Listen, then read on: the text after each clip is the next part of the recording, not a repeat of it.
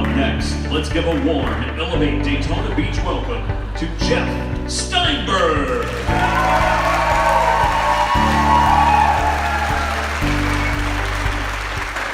I've got to follow that.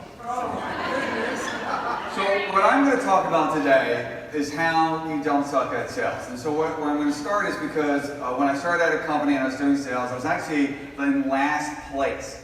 And after some realizations and creating some rules, I was the #1 salesperson for year after year after year. So I'm going to share with you some of my insights that I've learned. So when I first started doing sales, I went to an executive's office and he says, "Oh wow, they really brought the A-team today. This is the greatest presentation I've ever seen. This was amazing." So I'm going back to the office like, this is a done deal, right? This is amazing. We'll behave for rockets.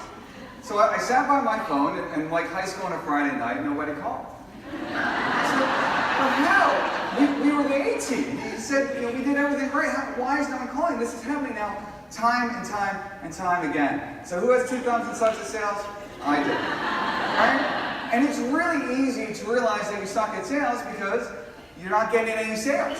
Right? It's horrible. So why wasn't I sucking at sales?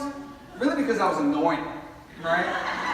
I was doing the same thing that every other single salesperson did to this executive day in and day out. I'm talking about myself and how great we are and how bad my competitors are, sitting there through a presentation, and it's just really, really annoying. So what I did is, I went to the #1 person, the #2 person, the #3 top salespeople in my company. I said, "What do you do? What do you read? What podcasts are you listening to? What seminars are you going to? I need to change. So teach me what you're doing." Then one of the first rules they said is be different. Be different. If every other person is going into that office and doing a presentation, don't do a presentation. If everyone else is telling them how great and everything that their solution is, don't be that person. Do anything that sets you apart and be different. Second rule is shut up. So people think they have the gift of gab and you're going to be really good at sales. Nothing could be further from the truth. You need to talk 20% of the time and have them talk 80% of the time. You need to shut up. All right? And it brings me to my next rule. Be interested, don't be interesting. I don't care if you climb Kilimanjaro. I don't care if you're an avid scuba diver. This person's not your mama. They don't care. You should be interested and not interesting. The other thing is no. No is actually a really empowering thing. Ask most of the girls I've ever asked out. Right? So it's a psychological fact that no empowers somebody. So what do? You go to say, "Hey, Mr. Client, I know we're supposed to talk today. Would you like to talk tomorrow?" No. Right? Now they feel in control. They feel that they're the ones driving the conversation, and that's exactly where you want them to be. It's a nice mind control trick. So that is a great power of no. The other rule is you don't answer a question right away. So really smart people and stupid people that want to be smart love answering questions.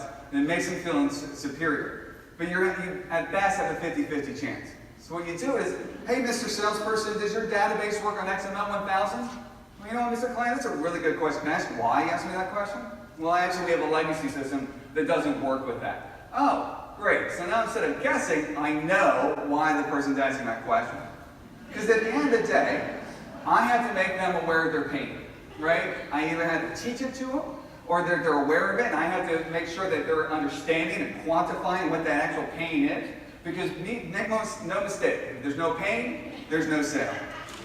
Because at the end of the day, when I want them to understand it's their pain, and that my product, solution, or service is going to help ease that pain. There is no closing. That's another rule. I never close. What I want them to say to me is, "Hey, Jeff, we have this problem. Can you solve it?" Yes, I can. And you have to qualify. Nobody takes bats 1,000. No one hits every shot that they make, right? You have to make sure that you're not wasting your time by qualifying these opportunities. More and more time I see is people try to waste their time. They go throughout these drawn out sales cycles where they're doing iteration after iteration, and the person at the end of the day is, "Hey, that sounds great, send me a proposal," right? Which is a really polite way of saying, "Please get out of my office," or "You're the A-team," right? Another rule, be honest. I can't believe I have to say that, but I do, right? Because again, people want to know the answer. You can actually create much more credibility if you say, "You know what, that's a great question. I don't know what that answer is," right? So you've got to always be honest.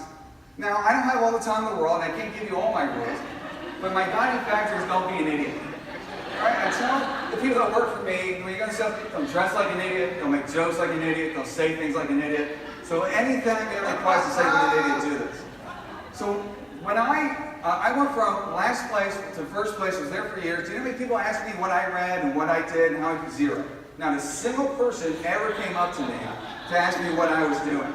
And I was always surprised by that, because my final rule is be humble. Be humble. My saying is, I am just smart enough to realize how dumb I am. There's always another book you can read, another podcast you can listen to, another person that you can ask what their advice is to how to be better at sales. So I'm Jeff Steinberg, and now I don't suck at sales. What an amazing event that they put on here for Elevate Daytona Beach. I mean, just to be able to hear everyone in this community and their ideas and their initiatives that they're bringing, I'm so humbled to be a part of that. It's a great experience. It's a lot of fun. It helps challenge you and stretch you and helps you meet new people and again, to really understand too what's going on in the community. So it's such an exciting thing to be a part of.